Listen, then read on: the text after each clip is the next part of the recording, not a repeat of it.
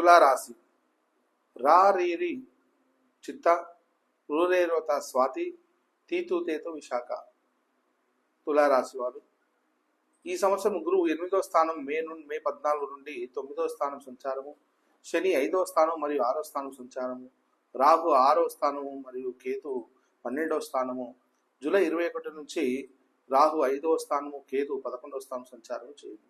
గురువు దొంగతనం వలన అగ్నిమూలక భయములు కలుగజేయవచ్చును, అధైర్యం పెరుగును, అదేవిధంగా హద్దుల మీద ప్రవర్తిస్తారు.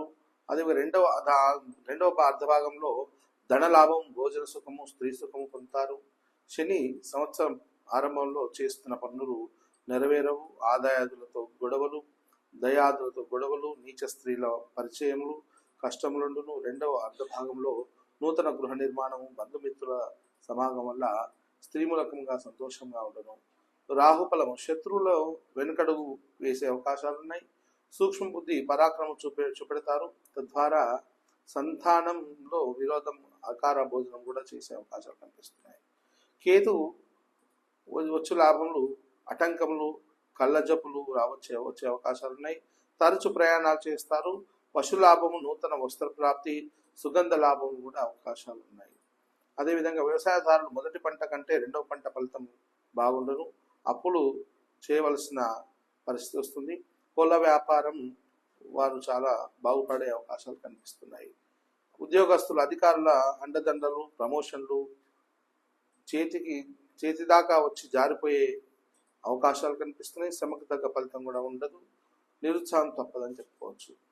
వ్యాపారస్తులు ఆశించినంత ఆదాయం రాదు. సరుకులు నిల్వ చేసిన వారు నష్టపోతారు. రియల్ ఎస్టేట్ పర్వాలేదు. రాజకీయ నాయకుల వారు రాణింపు ఉంటుంది. అవసరానికి సమయానికి అనుకూలంగా వ్యవహరించి ప్రజల్లో గుర్తింపు పొందుతారు. పార్టీ పరంగా గుర్తింపు పొందుతారని చెప్పుకోవచ్చు. విద్యార్థులు చదువుపై శ్రద్ధ చూపెడతారు, కానీ స్నేహితులపై కాలక్షేపం చేస్తారు. కోరిన చోట సీట్లు పొందలేకపోవచ్చు. అదేవిధంగా చిత్తా నక్షత్రం వారు మంగళవారం నియమాలు పాటించండి. స్వాతి నక్షత్రం వారు దుర్గా స్తోత్రం పారాయణ చేయండి. విశాఖ నక్షత్రం వారు దత్తాత్రేయ స్వామి కవచం చదవండి. ఈ యొక్క తులారాశి వారు అద్భుతమైనటువంటి ఫలితాలు పొందే అవకాశం కనిపిస్తుంది.